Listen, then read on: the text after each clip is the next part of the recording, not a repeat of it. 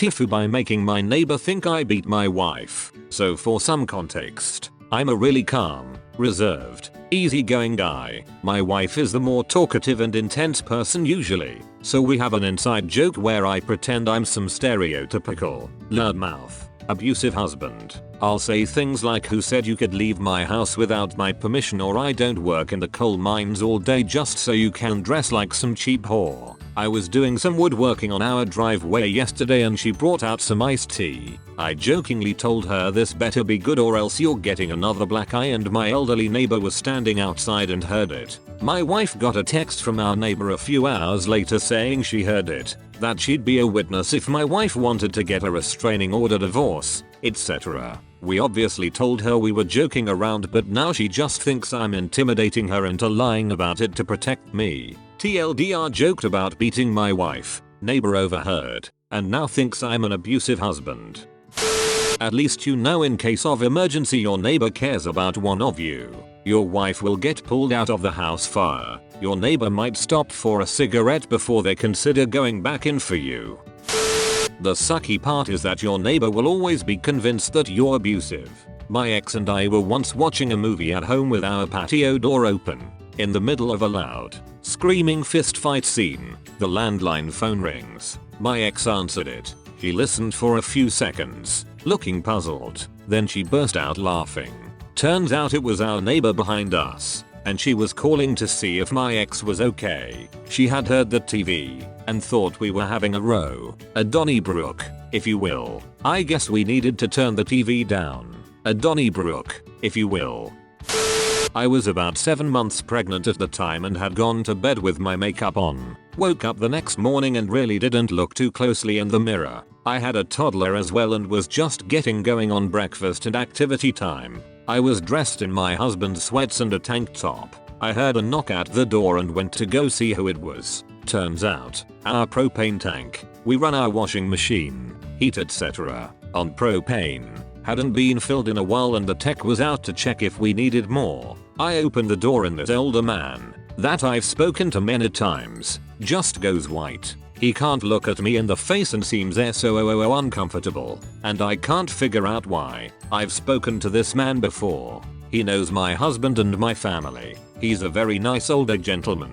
About 15 minutes later, after he filled the tank, he knocked on the door again, and I will never forget what he said. I know it's none of my business, but that eye looks really bad. Are you okay? Is he hurting you? Do you need help? I was floored. I immediately asked what he meant. He just said the bruises. I got my phone out and looked at my face in the camera. Apparently mascara and a bit of eyeliner and sleep deprivation LMFAO can very convincingly look like a horrible black eye and a bruised cheek. I started laughing and said no, that's makeup. Grabbed a baby wipe and showed him. That man went from looking like a ghost to blushing so hard he was stammering. I gave him a hug and said thank you. If God forbid that was actually happening, he could have saved not only my life, but my children's as well. He still makes fun of me for this incident when I see him. BTW. My son is 2 now and I still haven't lived down makeup gate. Speak up. Even if you're wrong and feel like an idiot, you might just be saving someone's life.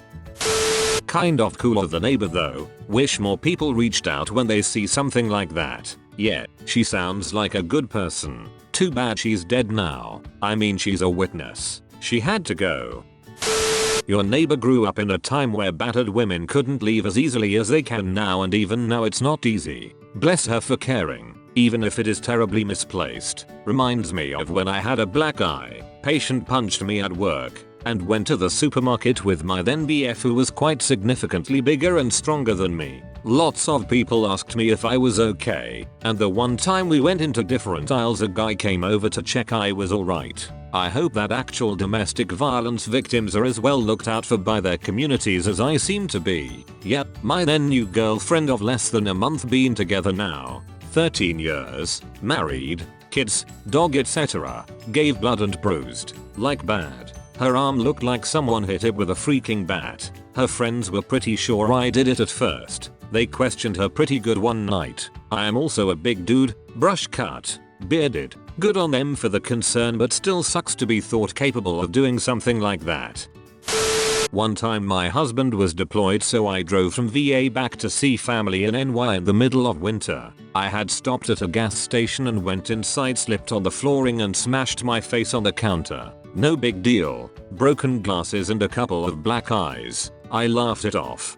Thankfully I always pack a spare pair of glasses. 3 days later, going home, I stopped at a rest stop and this woman saw my face, looked at my wedding bands and tried to convince me to come with her to a local shelter she works at. She was almost bullying me and not believing what happened. I hopped in my car and drove away. 20 minutes later I got pulled over by a cop.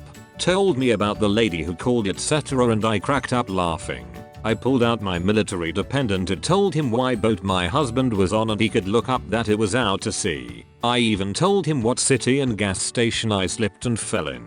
I even gave him my co-ombudsman number and squadron number to call to verify hubby was out to sea somewhere miles under an ocean. 30 minutes later, after he verified my info and let me go. Okay, it's nice that people care, but she had a cop chase you down and demand proof before he would release you? At that point, she's the one to be scared of. She was basically attempting cop-assisted kidnapping.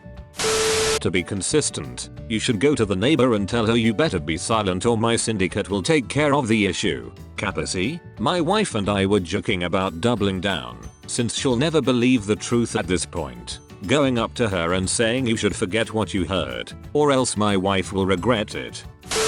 There's no unringing that bell. My wife has vertigo, and she got up one night to get a drink of water, then got dizzy and hit her head off the corner of a coffee table. I took her to the hospital at 2 AM, me looking like a dirtbag, and her clutching a bloody and bruised eye. As soon as we got there, we were separated. They wouldn't let me go with her, and wouldn't answer any questions I had about her condition. When she came back out an hour or so later, she told me she had a very nice nurse intently asking her about how her injury happened. When she asked if I could come in with her, she was refused. We realized then that it probably looked like I beat her, and we were separated so they could look into the possibility of abuse. Hurt my feelings a little, but I'm thankful that they gave enough of a shit about her to check into it. First time I've seen an alibi post that might make it to court. Never thought of this. Plot twist. This whole post is a ruse to make the jury think you're exactly what you say you are in your wife's eventual murder trial. Obviously that's uncomfortable for you, but also kudos to your neighbor. If she does that 10 times and 9 times it's a misunderstanding. That's still one woman whose life she might change. Neighbor here. Oh, I see. You're just posting this so that you have some evidence to protect yourself. I'm watching you. Always watching.